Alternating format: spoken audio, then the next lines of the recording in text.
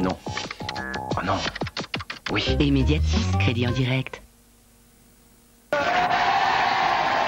Isabelle Alonso et Jean-Luc Lemoine. Maureen, dites-moi, est-ce que votre mari vous a vu hier soir levé par le patineur? Non. Non, il m'a même pas vu. C'est pas possible. Mais oui, mais c'est l'heure du bain à cette heure-là. Votre mari prend un bain pendant l'émission? Oui. Ça, c'est pas vrai. Avec le pitchoun. Avec qui ça? Avec mon petit garçon. Ah, bon. Ils font des concours de zizi, le petit et le grand. Et qui a quoi? C'est qui a le grand? C'est le petit. Vous, votre mari, Jean-Luc? Comment on fait partie des rumeurs? Isabelle Alonso, êtes-vous en forme? Pas du tout, non, je suis enrhumée, j'espère que je vais pouvoir... Hier, vous avez failli mourir pendant l'émission, je vous ai vu vous absenter à un moment donné, c'était Mais c'est terrible. pour ça qu'il y a eu le record d'audience. On dit, elle va mourir. Restez avec nous, elle meurt en direct. Oui, c'est vrai. Allez, il est temps de passer à la photo du jour. C'est celle évidemment de Tom Cruise et Penelope Cruz, présents hier soir à Paris pour la présentation de leur nouveau film Vanilla Sky. Nous en reparlerons dans cette émission. Le problème, c'est que moi, hier soir, je voulais voir Tom Cruise, évidemment. Alors j'ai demandé à une collaboratrice, tu sais dans quel cinéma il passe ce soir? Elle m'a dit, au Grand Rex. J'ai filé au Grand Rex, et là, qu'est-ce que je vois en arrivant? Pom-pom girls, paillettes, grand show à l'américaine. Et sur qui je tombe? Ça. Alain Madelin.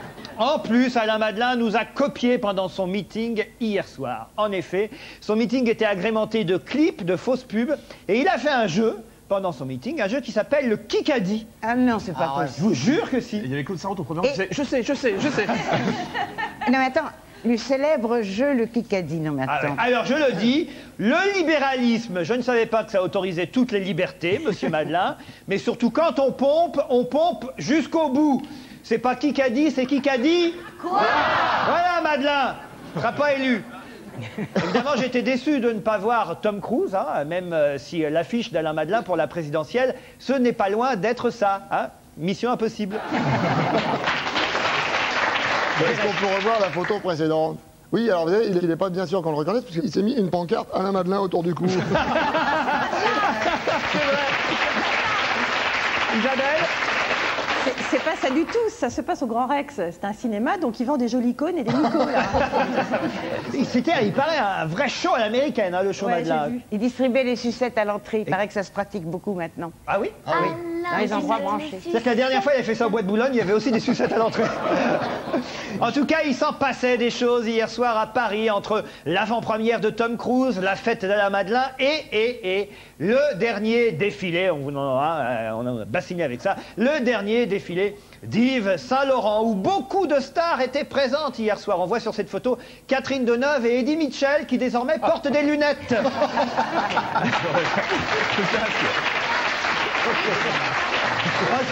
En tout cas, évidemment, les plus beaux modèles d'Yves Saint-Laurent, portés par les plus beaux mannequins d'Yves Saint-Laurent, étaient présents hier soir.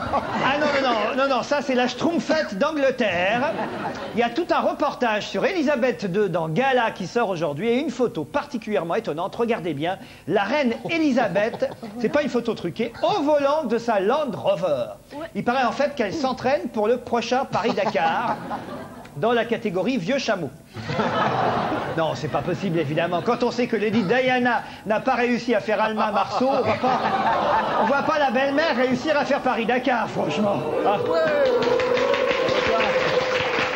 Continuez, ça m'excite. Alors, autre star de l'actualité ce matin, la chanteuse Marie Laforêt, qui d'après le Canard enchaîné et Libération serait derrière Antoine Schuller, le garçon, vous savez, qui a dénoncé la cachette de son père en fuite dans l'affaire des HLM des Hauts-de-Seine. Alors vous vous rendez compte quand même, c'est dingue la vie.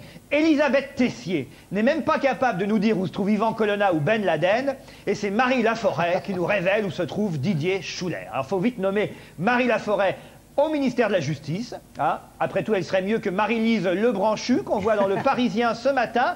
Regardez, ça fait 1 an qu'elle est ministre, elle révise le code de procédure pénale. Le plus inquiétant, c'est qu'elle est dans les premières pages. Et que ça a l'air de la laisser très perplexe. Hein. Ah oui, elle n'a pas l'air de tout comprendre, Marie. Non, pas du tout. En tout cas, c'est bien de recycler les chanteuses en retraite. Si Marie Laforêt est à la justice, on pourrait mettre, après tout, pourquoi pas, Rika Zaraï à la santé, Chantal Goya à l'éducation, Lynn Renaud aux anciens combattants, Annie Cordy à la jeunesse et au sport, Nicoletta à la culture, la musique et Ophélie Winter à l'intérieur. Oh oui, à l'intérieur, qu'on la sorte plus.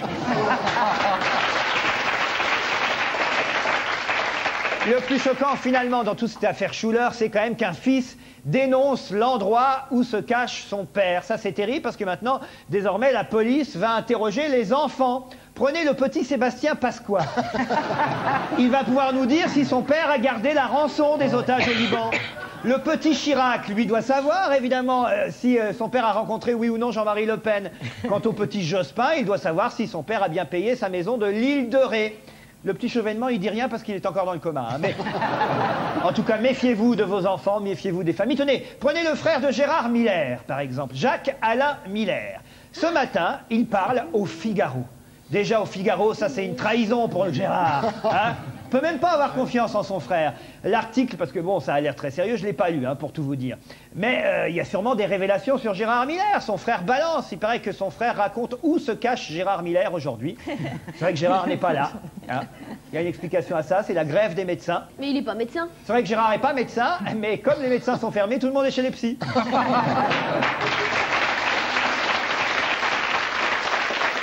Allez, un peu de cinéma. Depuis Risky Business, Top Gun, Cocktail, celui qui au départ n'était que laveur de voitures ou même docker à New York, celui-là est devenu une star, que ce soit dans La couleur de l'argent, aux côtés de Paul Newman, Rain Man, aux côtés de Dustin Hoffman, dans Né un 4 juillet où il était excellent, dans un film d'Oliver Stone, Entretien avec un vampire où il suçait Brad Pitt, ou même le dernier Kubrick, Eyes Wide Shut, avec celle qui est aujourd'hui son ex, Nicole Kidman. Eh bien, le Tom Pouce d'Hollywood a fait ses preuves. Tom Cruise était donc à Paris hier avec sa nouvelle moitié. Donc 1,60 m divisé par 2, ça fait... calculez vous-même. Penelope Cruz, ils étaient là pour la présentation du nouveau film Vanilla Sky. C'était tout ça évidemment sans compter la présence de Dan Bolander, chargé de manifester contre l'appartenance de Tom Cruise à l'église de Scientologie. Dan Bolander dans Mission Impossible 3, une caméra cachée par Gilles Maillard. Bonjour, ici Dan Bolander. J'ai testé manifester contre Tom Cruise, scientologue. Non à l'apologie de la scientologie. Tom Cruise, scientologie égale escroquerie. Ne soutenez pas les stars, scientologue. Non mais excusez-moi, qu'est-ce que vous faites là? Eh bien, nous faisons une manifestation anti-Tom Cruise. Vous êtes en train de délire, là, c'est parce qu'il est plus beau que vous. Ça n'a rien à voir avec la beauté, c'est parce qu'il est scientologue. Et la scientologie est une secte. Est-ce que là, votre manifestation, ça fait pas connaître la scientologie? Mais pas du tout, on fait connaître. C'est comme ça qu'il faut lutter contre. Enfin, justement, il faut pas en parler, il faut l'oublier. Vous êtes contre les sectes? Ah, complètement. D'accord, donc vous êtes contre Tom Cruise? Non, Tom Cruise est assez mignon pour qu'on soit pas contre. Ne rentrez pas dans ce cinéma! Scientologie égale escroquerie! Vous faites l'apologie des sectes, messieurs, dames! Qu'est-ce que vous en pensez, vous, de la scientologie? Je suis contre. Vous êtes contre? Ouais. Donc vous êtes contre Tom Cruise? Voilà. Bravo! J'aime pas. Donc nous sommes contre le gourou prosélytique Tom Cruise. Il y a quand même pas mal de goûts. Et Tom Cruise est un gourou de trop? Oui, c'est vrai. Oui. Vous êtes d'accord pour la signer? Oui, ça sera une voix de plus. Hein. Vous boycottez le film? Oui, bien sûr. Pourquoi? Parce que c'est pas bien. Exactement. Vous avez pas si haut qu'on reste la tête? Résiste.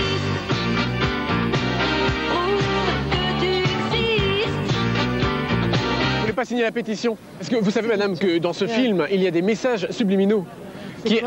Ce sont des messages qui incitent les gens à s'inscrire à la secte. C'est quoi le dernier film de Tom Cruise que vous avez vu avec une image, je sais pas... Subliminale. Vous avez vu par exemple Top Gun? Ouais. Bon, bah, quand Tom Cruise monte dans l'avion, il y a juste avant que la porte se ferme une image subliminale qui montre la porte d'une secte. À ce point-là? Ben oui. Ah, je vais chercher Top Gun et puis je vais voir. Bon, je vais essayer de faire signer une pétition anti-scientologie à Penelope Cruz. Penelope! Thanks. You're against Scientology? You don't like Scientology? No. Tom Cruise is a Scientologist. Yes, you know. It's not good. It's very bad. It's very bad. It's very bad to be a Scientologist. You have to read about it.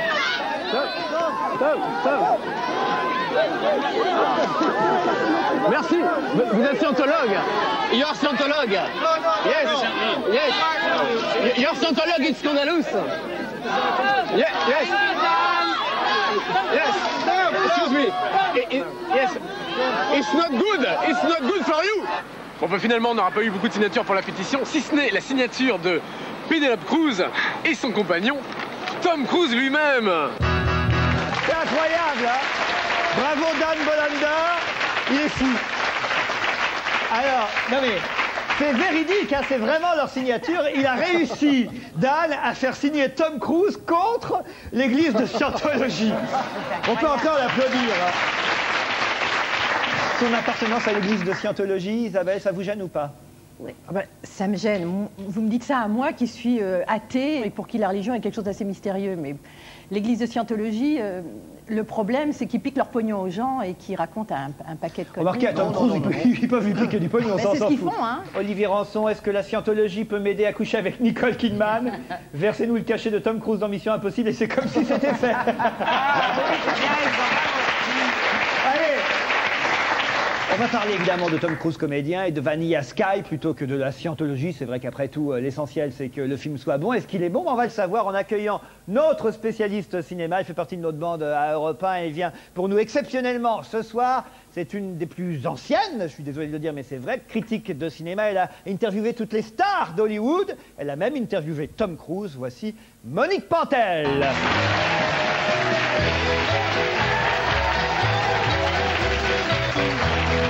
Bonsoir Monique. C'est un peu haut pour moi ça. C'est haut pour vous? À mon âge, je me fais monter là-dessus. Il est fou.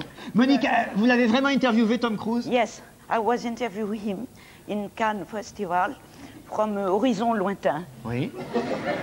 And I asked him, Tom, how can you be a sex symbol? You are so small. Ce qui veut dire tout ça, Monique, en français? Je lui ai demandé comment pouvait Tom être un sex symbol alors que vous êtes si petit. Je me le demande aussi. Ils sont géniaux, ces Américains, ils se vexent jamais de rien. À un moment, il a fait semblant de tomber. Et il s'est raccroché à moi, comme par hasard, à mon soutien-gorge. Ah oui? J'ai vu clair dans son jeu. Hein. Il m'a dit, I am sorry, mais il n'était pas sorry du tout. Hein. Alors, est-ce que le film est bon? Est-ce qu'il faut aller voir Vanilla Sky, oui ou non? On en parle tout de suite après la bande-annonce. Ouvrez les yeux. Ah!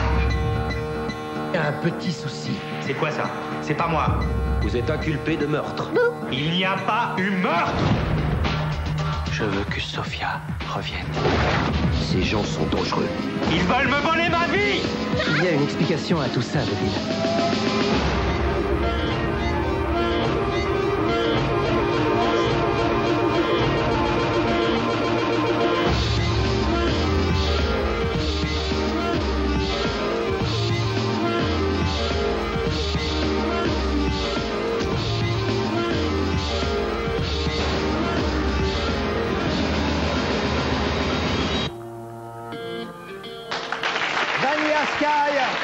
Sur tous les écrans à partir d'aujourd'hui.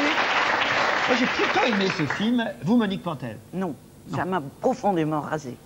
L'intrigue, c'est qu'il est amoureux d'une femme qui est très belle. Pourquoi il la vire, d'ailleurs, Cameron Diaz? Alors, il n'est plus du tout amoureux, il la jette et elle le colle. Et à un moment, elle vient devant chez lui avec sa voiture, elle lui dit « monte ».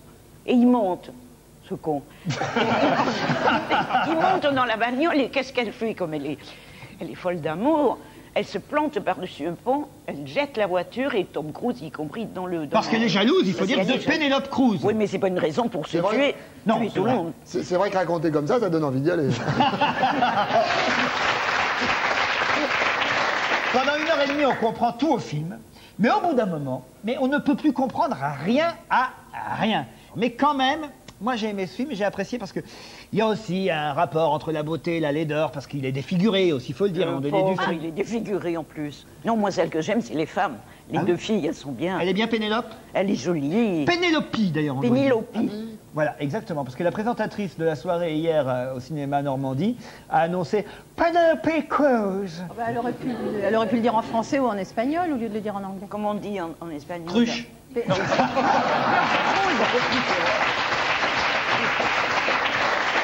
Dites-vous, ça vous gêne qu'il fasse partie de l'église de Scientologie ou pas? Oh, je m'en tamponne alors complètement. Vrai? Je sais même pas ce que c'est. Vous, ça vous gêne pas, Derek? Non, d'ailleurs, moi, je me demande si j'aurais pas des talents de gourou, un peu, j'ai Ah bon? l'impression. Vous avez un slip grand gourou? Oui, j'ai un slip de grand gourou. C'est vrai, c'est vrai. Et j'ai envie, tiens. Je peux essayer sur les gens, je sais pas ce que ça va donner. Vous voulez essayer vos talents de gourou? J'essaye d'être gourou, peut-être que ça va rien donner. Hein? Tiens, il y a un micro en plus, ça tombe bien.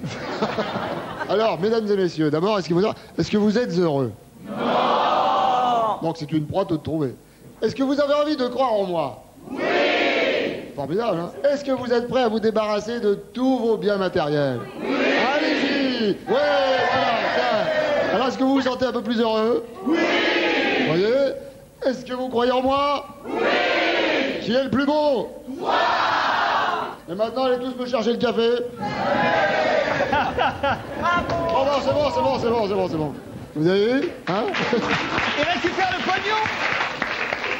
Je suis gourou amateur, et vous avez vu en 5 minutes ce que j'arrive à faire, alors en 50 boulots, je vous dis pas le travail. Hein. Non, c'est une belle démonstration, Monique. Alors. Mais il peut nous dire combien il va faire d'entrée, ce film, alors? Alors écoutez, ça je vous le dis, ça je peux vous le dire. Attendez, excusez-moi, je suis un peu remué. Oh non, c'est bon, je vois les mecs. Donc à mon avis, il va faire dans les 575 000 entrées. Non. Paris, première semaine. Moi, je pense que ça va être un carton. Tom Cruise dans Vanilla Sky avec Cameron Diaz, qui est exceptionnel, et Penelope Cruz, qui est sa nouvelle petite amie. Est-ce qu'ils sont vraiment ensemble, alors? Oui, il paraît que ça y va. Ah oui, oui, C'est ça, Monique, on va vous remercier. Eh bien, au revoir. Ah, vous partez là déjà? Ah ben non. Vous partez là déjà? Eh ben pourquoi, qu'est-ce qu'il faut faire? Ça tombe bien, c'est ce que j'allais vous demander pour partir. Au revoir, Monique. Je vais m'incruster. Au revoir. Salut, Lolo.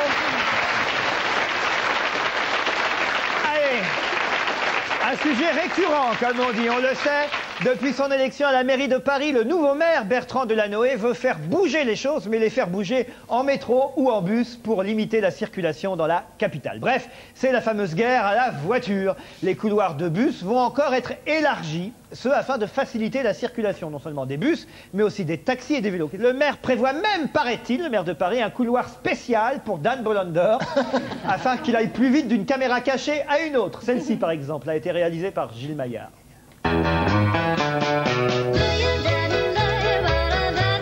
Bonjour, ici Dan Bolander, je suis aujourd'hui agent commercial pour la RATP. J'ai testé, trouver des solutions contre les embouteillages en ville. Je travaille pour la RATP, oui. Et je suis agent commercial. Vous savez que nous vendons maintenant des passe-bus. Oui. Donc c'est une carte quotidienne d'autorisation de passage sur les voies de bus. Vous avez vu toutes les voies de bus qu'il y a là, dans la rue? Bon, bah, vides. Elles sont vides, exactement. Donc nous, à la RATP, nous louons l'espace qui est réservé aux bus. C'est magnifique. Ça coûte combien? En fait, c'est 10 € la journée. Ça vous intéresse? Bien sûr. D'accord. Bon, voilà, tenez. Voilà. Qu'est-ce que vous en pensez, vous, des voies de bus, des couloirs de bus? Qu'est-ce que vous en pensez? C'est inadmissible qu'on laisse pas circuler les deux roues dessus. Ben oui, mais avec cette carte, passe-bus, vous pourrez circuler librement dessus. Ouais, mais il faut payer encore. Bah, évidemment. Ça suffit. Dans le pays de la taxe, il faut encore payer. Ben oui, mais... Là, je prends le risque. Jusqu'aux élections, je vais prendre le risque. Ah, vous préférez prendre le risque? Je prends le risque. D'accord. Vous êtes dans un bouchon? Oui, voilà. Ça je m'en aperçois. Alors nous avons construit des voies de bus qui sont magnifiques. Ouais, un peu emmerdantes, faut le dire. Pourquoi? C'est chiant, il faut dire. Parce qu'il y a des endroits, ils auraient mieux fait de faire autre chose. Eh ben non, justement, nous avons décidé de commercialiser le passage sur ces voies de bus. Et alors? C'est 100 € par jour. Ah bah dis donc. Je trouve que c'est trop cher. Il n'y a pas assez de trafic sur les voies de bus, donc on a décidé de relouer l'espace. Voilà, tant qu'à faire de se faire un peu d'argent en passant. Ah bah oui, mais ça c'est la RATP. Hein. Dans Paris, à vélo, on dépasse les autos.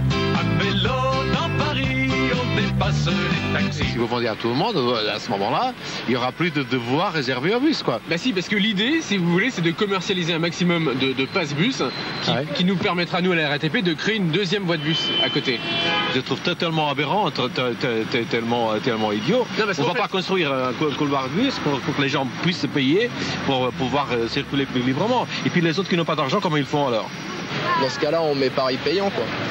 à la circulation, quoi. C'est ce que on fait une grosse voie de bus sur les 4 voies et on met, si vous voulez circuler dans Paris, vous prenez un pass Paris, quoi. Le problème des voies de bus, c'est qu'elles sont trop fluides. Vous voyez, il n'y a pas assez de bus. Donc à la RATP, nous avons décidé de commercialialiser le passage des voies de bus. Quoi. Vous allez laisser tout le monde emprunter les voies de bus, à condition d'avoir la carte. Ah bah tous ceux qui achèteront la carte, bien sûr. C'est du foutage de gueule, ça sert à rien. Bravo à Dan Bollandor. Il était temps. 6 mois après cette fameuse installation de nouveaux couloirs de bus, parce qu'il y en avait quand même déjà avant l'arrivée de Bertrand Delanoë, Jean Tibéri en avait lui-même installé quelques-uns, pas beaucoup, mais quelques-uns, des couloirs de bus. Il était temps de faire un bilan. Alors, vous qui circulez dans Paris régulièrement... Enfin, moi, je sais que ça me pose aucun problème, j'ai trouvé la solution. Qu'est-ce que vous faites? J'ai revendu ma bagnole, j'ai acheté un bus. Rançon? Moi, j'ai pas le permis, donc je suis ravi de ce genre de choses. Je le déplore juste pour mon épouse qui doit être coincée dans les embouteillages. Et je voudrais qu'il trouve un moyen pour qu'elle puisse faire la cuisine dans la voiture, parce que j'aime bien. Derek? Ce qui est bien avec les couloirs de bus, c'est que ça permet de se rendre compte qu'il y a très peu de bus. Derek, vous allez dire ça à notre invité, là, qu'il n'y a pas assez de bus. Oh, je tremble. C'est l'adjoint au maire de Paris chargé des transports et de la circulation. Oh là là. Eh ouais. Alors attention, je vous demande d'accueillir le vert, Denis Baupin.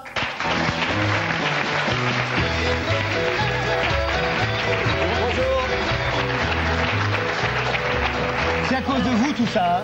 C'est pas à cause de nous, c'est à cause des Parisiens qui ont voté pour nous et qui ont choisi qu'on change le rapport au déplacement dans la ville. Bonne réponse. Les Parisiens, ils veulent qu'on facilite les choses. Là, je ne sais pas si c'est beaucoup plus facile de circuler en ce moment. Moi, je trouve. Pour ceux qui circulent en bus, en taxi, à vélo, c'est-à-dire la majorité des Parisiens, c'est beaucoup plus rapide. Il y a à peu près 20% des Parisiens qui circulent en voiture. Moi, j'ai déjà été dans un taxi où on était coincé derrière un bus et il n'y avait pas assez de place pour le doubler. Donc on est coincé derrière le bus qui roule à 13 km/h et il y a tous les gens du bus en plus qui se foutent de votre gueule parce que vous n'allez pas plus vite mais vous payez 10 fois plus cher qu'eux. On va élargir les couloirs pour que les taxis puissent doubler les autobus. On est en train de le tester sur certains axes où il y a suffisamment de place, de faire en sorte qu'à l'arrêt de bus, le taxi puisse doubler le bus pour que le taxi circule plus vite. Je vous propose de regarder le dessin d'Olivier Rançon et avec le tri des déchets, nous allons installer 3 couloirs supplémentaires. Un pour le camion qui ramasse le verre, un couloir pour le camion qui ramasse les papiers et le 3e couloir pour le camion qui ramasse tout le reste. Ça va être un bordel, Rançon. Donc, comme je le disais tout à l'heure, ce qui est bien avec les couloirs de bus, c'est qu'on s'aperçoit qu'il y a très peu de bus.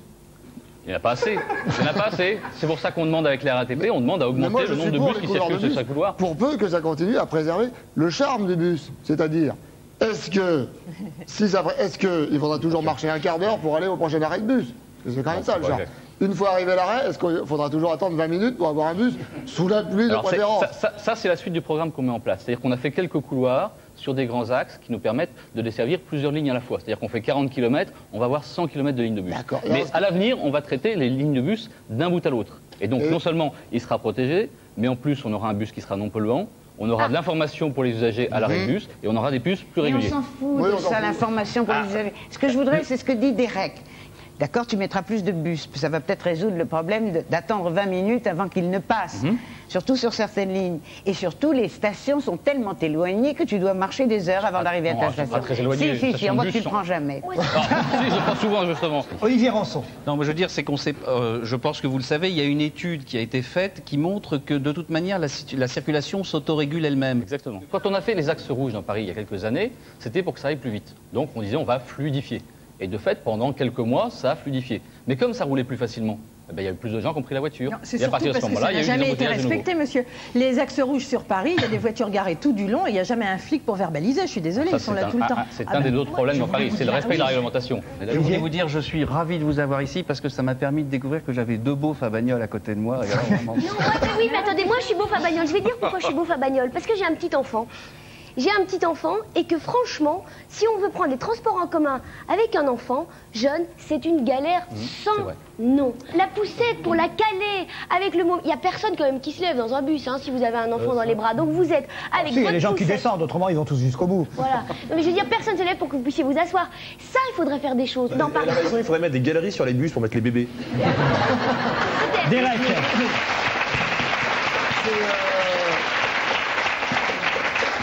Et puis c'est sympa de mélanger dans le même couloir les bus, les vélos, tout ça, parce que faire du vélo derrière un bus, c'est vachement sympa. Ou même le mieux, c'est derrière un quart de flic. Ah, c'est vrai. Parce qu'ils sont vachement bien réglés, les cars de flics. Alors pour vrai... porter plainte, il faut aller voir les flics, mais vous pouvez pas parce qu'ils sont dans le car. Non mais les vélos et les bus, c'est une vraie question. Sur un axe où vous avez un couloir de bus, où est-ce que vous allez mettre le vélo? La solution la plus simple, partout en France où ça a été testé, les cyclistes sont d'accord, la RATP est d'accord, c'est de les mettre ensemble. Parce que ça cohabite relativement bien. Les chauffeurs de bus sont des professionnels, comme les chauffeurs de taxi, donc les cyclistes se sentent en sécurité. Vous avez d'autres projets pour la circulation dans Paris? Ah ben plein d'autres projets. Bon, il y a le tramway qui va venir sur la ceinture des Maréchaux. Il y a donc les pistes cyclables, on l'a évoqué tout à l'heure. Et le fameux projet sous les tunnels de mettre un couloir pour les paparazzis, un couloir pour les princesses, un couloir pour... Ça Allez, monsieur Bompard, on vous remercie d'être venu faire avec nous le bilan de la circulation dans la capitale. Merci. Au revoir. Spectacle du café-théâtre. Il est passé au théâtre où un boulevard s'ouvre devant lui depuis ses succès au cinéma, comme évidemment Papy fait de la résistance ou même Le Père Noël est une ordure. Cette fois, c'est au théâtre des Variétés, aux côtés d'Éric Métayer, dans une pièce mise en scène par Pierre Mondy, qu'il revient sur les planches. Nous avons testé pour vous Panique au Plaza. Résultat du test en compagnie de la tête d'affiche Martin Lamotte.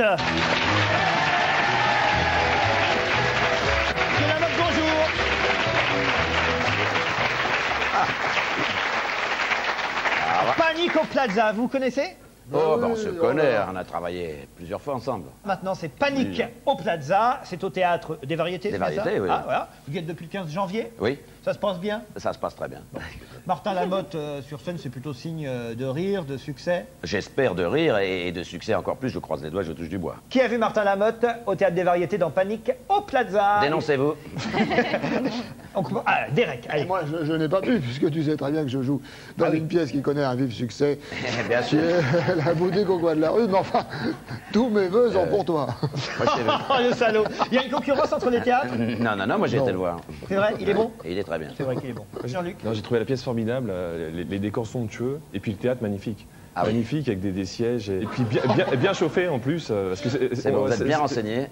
Non, j'ai pas vu la pièce, je déconne.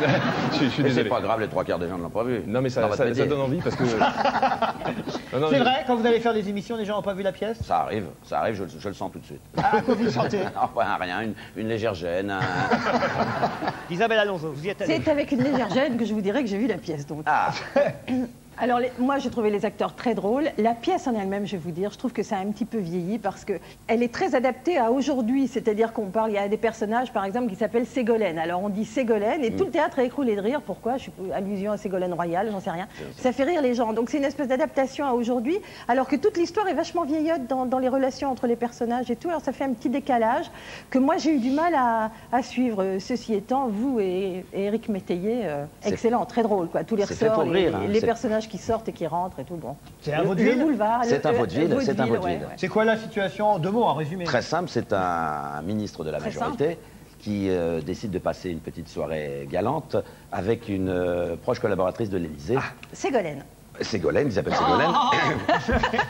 Donc ça, c'est le thème. Et effectivement, il pense qu'il va passer une très bonne soirée. Et là, il y a un grain de sable, c'est le système du vaudeville, de Feydeau, de beaucoup d'auteurs.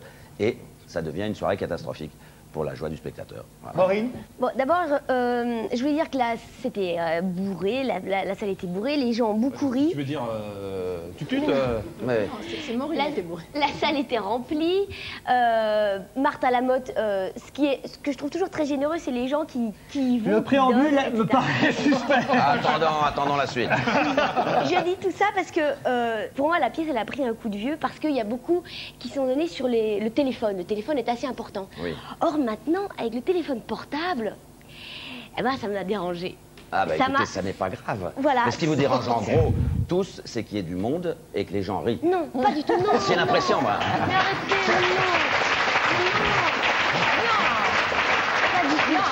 Ça fait plutôt plaisir. Ça fait plaisir. Au contraire, ça fait plaisir. Laurent demandait, est-ce que la pièce de Derek vous fait concurrence? Non, plus il y aura de gens qui vont au théâtre, plus il y aura des pièces qui marchent, et mieux c'est pour tout le monde. Je suis très contente que ça marche. Simplement, j'ai donné mon avis, quoi. Voilà, moi, ça m'a... Mais moi aussi, un peu d'humour. Est-ce que je peux poser une question? J'ai pas vu la pièce. Et toi, je t'aime beaucoup, bien sûr, mais j'ai un culte pour Pierre Mondy. Je ne rate jamais Cordier jugé flic, tu vois. Non, Claude, c'est pas possible. C'est pas sur notre chaîne, Claude. C'est pas sur notre chaîne. C'est sur TF1, ça. Est-ce que vous pouvez le refaire en disant « Bon, je le préférais quand il était sur France 2 ». Non. Alors attends, j'adore Pierre Mondy. Alors je voudrais que tu me dises, puisqu'il est ton metteur en scène, comment il est. Il paraît qu'il est un peu rude quand il monte. Non. Il a fait d'excellent. Ça, il vaut mieux, toujours. C'est une image. Non. Il ne monte pas à cru, si vous voulez savoir, mais non, il est charmant. Alors attends, je vais vous dire, c'est quand on travaille avec lui, c'est formidable. C'est un type qui est à l'écoute, qui sait exactement ce qu'il veut et qui vous amène le jour de la première avec une pièce qui roule dans les pattes. Ça, c'est bien, c'est rare. Il faut quand même dire que la pièce a été adaptée par Christian Clavier et Jean-Marie Poiré, qui sont quand même des partenaires que vous avez depuis un petit moment. Oui, depuis un bon temps. Aujourd'hui, on va quand même citer aussi les autres comédiens, parce que, outre Éric Métayer et Martin Lamotte, il y a... Franck de la Personne, Stéphanie Lagarde. Elle n'est pas trop vite, je les barre. Hein. Stéphanie Lagarde, Ariel Semenov, Véronique Hubert. Julien Caffaro. Philippe Bèche. Jean-Philippe Bèche. Jean-Philippe Bèche. Olivier Lecoq. Et Olivier Lecoq. Voilà. Et Martin Lamotte. Oui, accessoirement. Oui. Accessoirement. Alors, j'ai dit un truc peut-être que j'aimais moins, mais je voudrais quand même saluer la prestation de tous ces gens qui se donnent à fond. Et ça, c'est bien, non même. C'est la base. Oui, mais c'est pas ça. Le boulevard. Oui. On sait que c'est un vieux truc, hein, et en plus ça vous tient à cœur, ça quand même, la défense aussi du théâtre de boulevard. La défense du théâtre comique, je vais vous dire. La défense du théâtre, parce qu'il n'y a pas de boulevard, tout ça, je ne sais pas ce que ça veut dire. Départ... La défense du théâtre comique par rapport au théâtre dit intéressant et intelligent, souvent chiant, il faut le dire. Et le théâtre comique, parce qu'il y a des très bonnes pièces, mais il n'y a pas que des très très bonnes pièces dans le théâtre dit sérieux. Évidemment. Il y en a qui sont quand même assez ennuyeuses. Donc le théâtre comique, c'est un truc difficile. On vous tape plus facilement sur la tête. Moi, je continuerai à en faire très longtemps. Et je suis ravi et le public est ravi. Alors je ne vois pas ce qu'il y a de mal. Ça d'accord.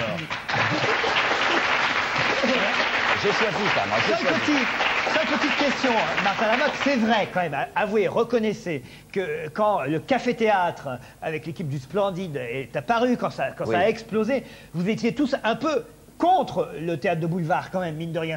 Il y avait une opposition entre... Non, on voulait en faire. On n'était pas contre, on voulait en faire. On disait ça parce qu'on n'avait pas les moyens, mais on voulait faire du théâtre. C'est vrai. Il y avait quand même une opposition entre la jeunesse du café-théâtre et le côté un peu vieillot des pièces de boulevard. Certes. Que j'ai l'impression vous jouez aujourd'hui. Mais parce que c'est comme ça, la vie est comme ça, la vie est faite comme ça, parce qu'on ne peut pas jouer que les pièces qu'on écrit soi-même, surtout dans des très grandes salles, et surtout faire des succès comiques comme ça, parce que même si ça paraît un peu vieillot, c'est très très bien écrit. Et nous avons d'excellents auteurs en France. Il faut une écriture diabolique pour faire ce genre de spectacle-là. Et pour mener 2 heures de rire à bout, c'est très dur. C'est très dur. Bon. En tout cas, moi je suis désolé, mon cher Martin, je ne pourrais pas aller te voir parce que même si j'ai un jour de relâche, parce que déjà tous les dimanches chez moi on joue Panique dans la pizza, alors merci. C'est bon ça, c'est bon. C'est bon. T'as déjà le bonnet. T'as déjà le bonnet pour les pizzas. Voilà, Martin Lamotte est à l'affiche du Théâtre des Variétés. Nous étions ravis de vous recevoir. Vous nous faites rire, Martin Lamotte. Voilà, enfin. Panique au Plaza, au Théâtre des Variétés. Merci.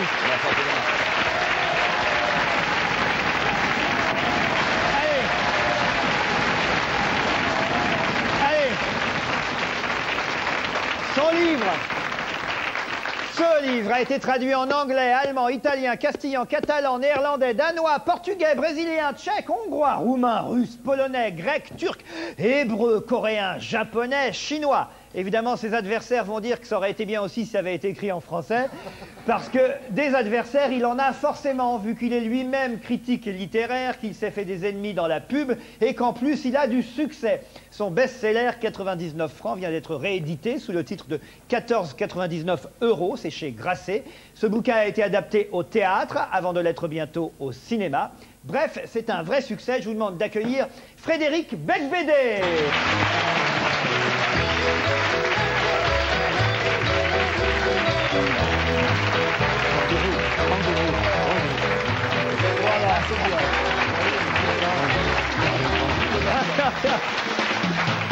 Vous avez reconnu votre grand gourou? Je présente mes hommages au gourou, hein, c'est normal. Mais oui, Il est beau, Derek. Ouais. Non? Pour un début. Alors là, le titre est nouveau, évidemment. C'est plus 99 francs, c'est 14,99 €. J'ai voulu vérifier, mais j'ai l'impression qu'à l'intérieur, c'est encore des francs. Non. Alors ça dépend. Ah certains chiffres sont plus impressionnants en francs. Les gros budgets des grosses agences, etc. Donc je les ai laissés en francs. Mais la plupart des salaires et tout sont mis en euros, voire en kilo-euros. Enfin, vous forcez le respect quand même, parce que quand vous écrivez une lettre de démission, non seulement elle fait 280 pages, mais vous l'éditez, vous la vendez en plus. Donc ça c'est formidable. Aimez-vous, hein? Ouais, j'ai bien aimé. Ah bah ça a dû discuter en famille, parce que je crois que votre mari était moins oui, convaincu. mais lui, tu sais... Mais alors, ce que j'ai bien aimé... Et je vais te dire autre chose. Je trouve que ce que tu as écrit de meilleur, c'est tes slogans. Wonderbra, regardez-moi dans les yeux. J'ai dit dans les yeux. Revenons justement au slogan que vous avez inventé pour la publicité, ou les idées que vous avez eues. Depardieu, Gérard Depardieu, dans la pub pour les pâtes Barilla, c'est vous ça? Oui, tout à fait. Ouais, c'est vous qui avez eu l'idée de demander à Depardieu de faire de la pub pour des pâtes? Ça a été le résultat d'une étude de marché où on avait demandé aux Français quelle star vous verriez pour faire la pub pour des pâtes. Ils ont répondu qui? Ils ont répondu Alain Delon. Il a refusé à l'époque. Aujourd'hui, je ne sais pas s'il refuserait, mais en tout cas, le deuxième sur la liste, c'était Depardieu. Et il a accepté. Et ouais, c'était c'était des beaux souvenirs. Combien vous l'avez payé, tu te souviens? C'était quand même dans les 5 millions, un truc comme ça. Est-ce que... Ça fait cher la nouille, hein? Ah ouais.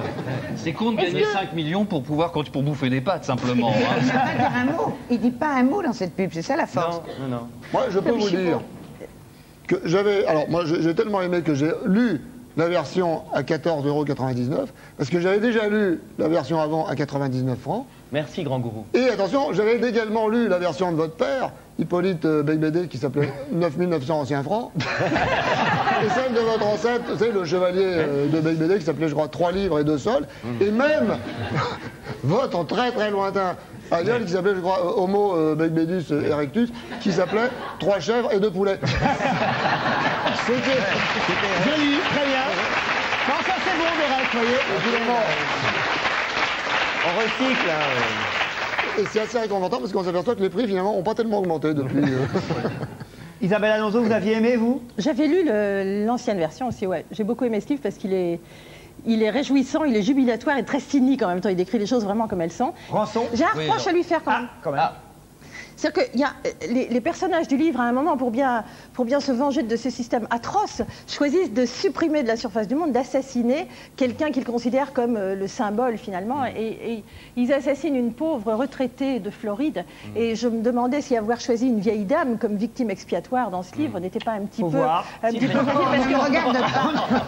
je ne crois pas que les responsables des malheurs du monde aujourd'hui soient les vieilles dames, franchement. Non, vous auriez trouvé un symbole un petit peu plus parlant. Ça m'a un petit peu fait de la peine pour elle. Le symbole aussi, c'était l'Amérique. Ensuite, j'ai été copié par Oussama Ben Laden. Donc, je devrais faire un procès pour plagiat. Oui, alors moi je vous ai préparé, je suis pas bon en slogan, mais je vous ai préparé un petit texte. Je voulais vous parler, je suis très ému de vous rencontrer. Alors on va se tutoyer, si tu le permets. Coco, je peux t'appeler Coco aussi. Ok, man. Comme dans la pub. Alors tu viens de ressortir un succès littéraire, mais quand on y regarde de près, 14 francs 99, 98 francs 33. Bah, j'ai baissé les prix. Ça fait une différence de 67 centimes. Alors, pour ça, nous aussi, on a décidé de faire un geste. J'ai décidé, Frédéric, de t'offrir les 67 centimes. Les voilà. Parce que tu le vaux bien. Ça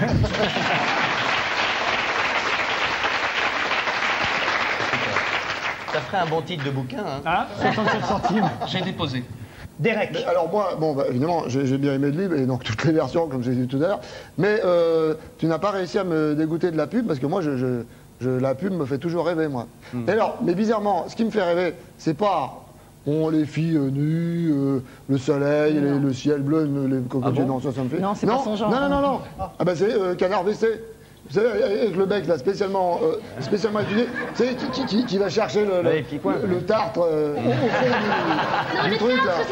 Puis ça arrive comme ça, avec un bruit là. Boum, ça fait Star Wars. Voilà.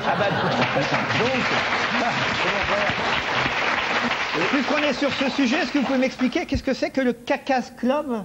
Ah oui, c'était un club que j'avais créé quand j'étais Souvenir de étudiant. jeunesse. Tout à fait, c'était hyper intello, comme mon bouquin. On se réunissait dans des endroits très chics pour se tenir mal. Voilà, j'étais déjà un rebelle à l'époque. Ça veut dire quoi, Caca Club? Club des analphabètes cons mais attachants. C'est rigolo. C'était lucide. Alors, on va quand même parler d'adaptation du livre au théâtre, puisque c'est au théâtre Trévise en ce moment, jusqu'au 16 mars prochain. C'est adapté par Claudio et Gilbert Ponte, mis en scène par Stéphane Ocante, et c'est joué par Ponte lui-même. Mais justement, maintenant il y a une pièce de théâtre, le livre se vend bien, vous allez faire une adaptation ciné. Qu'est-ce qu'on peut vous souhaiter? Un nouveau changement de monnaie pour en vendre d'autres ou Non, en fait, ce qu'on peut me souhaiter, c'est que maintenant, j'arrête de faire la promo de celui-là et que j'arrive à en écrire un autre. C'est Oui, ça ça le plus c'est dur. vrai. Ah oui. Et un C'est ça bon. le plus dur. Ouais. Ouais, puis moi, vous n'avez pas envie de jouer? Parce que moi j'avais entendu dire que s'il y avait une adaptation ciné, vous vouliez jouer le rôle d'Octave. Moi, je suis plutôt réticent, donc... Mais le film va se faire. Le film va se faire, j'espère, cette année. Et il s'appellera, le film? Le prix d'une... Place de cinéma. Oui, c'est-à-dire, c'est combien? 6 euros? ça dépend si on a la carte ou pas. Oula. Ça va faire long comme titre. Franchement, parce que là, vous avez... moi, je lisais les bouquins, je dis c'est quand même très courageux. Mais si vous n'aviez pas tous ces parachutes, à savoir la télé, les rubriques et tout, est-ce que vous auriez eu ce courage d'écrire ce bouquin? Non. Non, je crois pas, non. Non, je crois qu'en fait, je suis fondamentalement lâche et assez mou. Allez, ce sera le mot de la fin. Merci Frédéric Becbédé. 14,99 € c'est chez Grasset. Vous restez avec nous pour la dernière séquence. Dernière séquence de l'émission qui s'appelle... Qui a dit quoi? C'est pas français, ça. Il va pas nous apprendre à parler non plus, mais ça va bien. Quelle assertion fut formulée par quelle personne? Par quelle personne, voilà. Oh, mais c'est trop long. Faut faire pub, faut faire... Ah ouais, d'accord. Donc, Alors, qui a dit quoi? C'est parti. Oh, vous devriez être assez fort. Vous lisez les journaux tous les jours? Ouais. Ah, obligé quand même pour le boulot que vous faites, là, Paris Première, les chroniques un peu partout. Non. J'ai trouvé un mec qui bossait plus que moi d'ailleurs. Hein. Ça, j'ai regardé tout ce que vous faites, je suis assez épaté. Si, il y en a un qui bosse plus que nous deux réunis, c'est Ardisson. Ah, c'est vrai. Ça, mais on bosse pour lui aussi en même temps alors. Allez, premier qui a dit quoi? Tout le monde savait que Didier Schuller était à Saint-Domingue et personne ne bougeait. Marie Laforêt. Marie Laforêt, bravo. C'est tout, Marie Laforêt. Ah oui, elle sait tout. Vous pensez que Marie Laforêt est bien introduite dans ce... qu'elle sait beaucoup de choses dans ce métier, qu'elle peut encore faire des révélations? Oui. Oui. Mais on l'empêche de parler. Vous croyez? J'ai les preuves. Le truc... Peut-être vous savez des choses qu'elle sait. Et même qu'elle ne sait pas. Pourvu que personne la fasse chanter en attendant. Je pense même pas. C'était une blague à 67 centimes. Autre qui a dit quoi? Je ne suis pas candidat contre Chirac, mais à la place de Chirac. Madelin.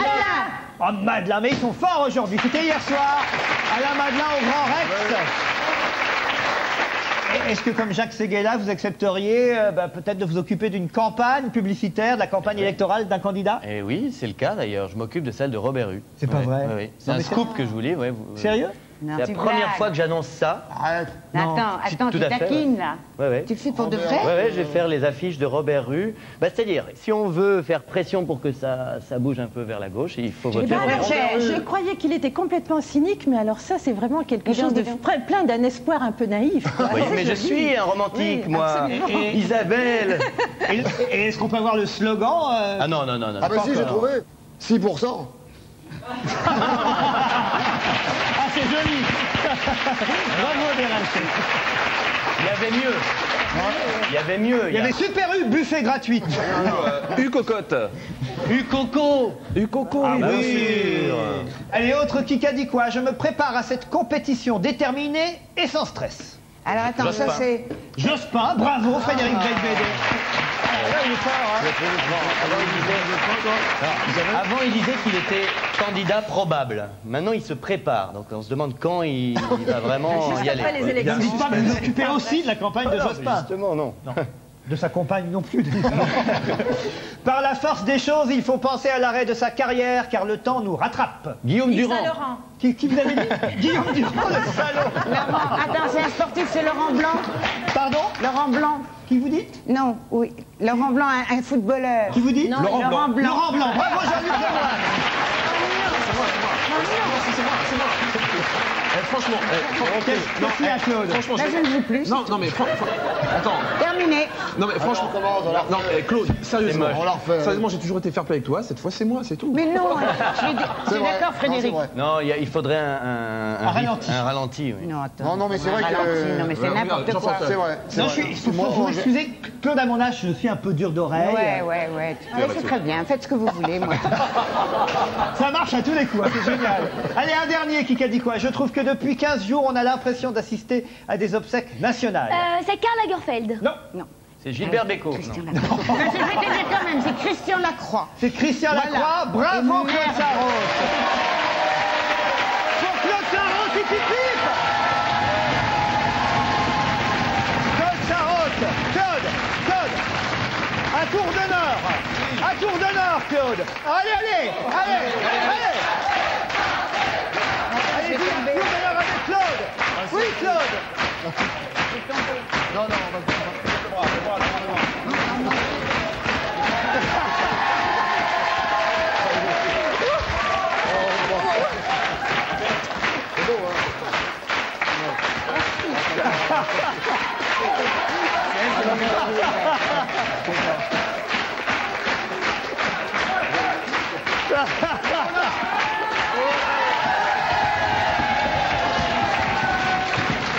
Bravo.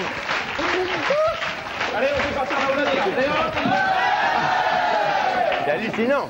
Il y a un truc qui se passe. Je crois que je vais m'occuper de votre campagne électorale. Pour assister à l'émission, qu'est-ce qu'on marque là? Lionel Jospin, 01 40 Regardez, 01. c'est Jospin qui s'occupe des entrées au Moulin Rouge. Il n'a rien à faire en ce moment. Alors il se prépare. Allez, Frédéric Becbédé, on vous remercie. C'est moi. Bonne route. À bientôt. À demain. Non. C'était On a tout essayé sur France 2. Oui. Avec Mediatis, crédit en direct. Allez, c'est l'heure du grand jeu France 2 avec Télé Z. Alors, prêt pour jouer, Z? Ah oui. Ah, joli coup. Surtout pour tenter de gagner une Kia Rio avec 3 ans de garantie. Ainsi qu'un abonnement d'un an au magazine Télé Z qui propose les programmes des 90 chaînes, câbles et satellites, des pages magazines et des jeux. Alors, on répond à cette question sur Bulletin Télé Z ou sur papier libre. Et que ça saute. Et on envoie le tout à cette adresse. Allez, bonne chance sur France 2. Si je veux.